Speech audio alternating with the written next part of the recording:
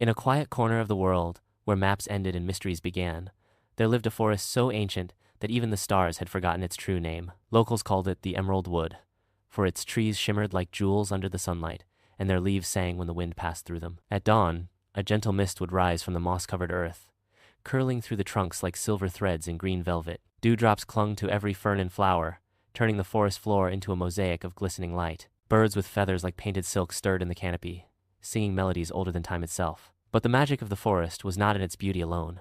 It was in its silence.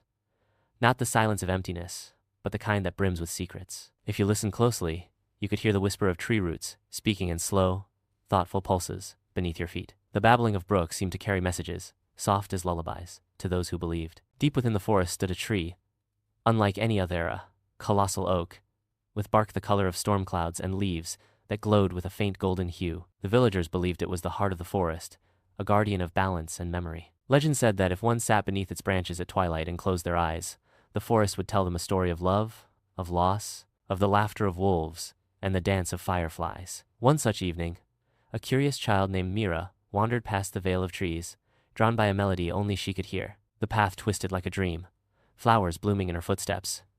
When she reached the old oak, she sat and listened, her eyes wide with wonder.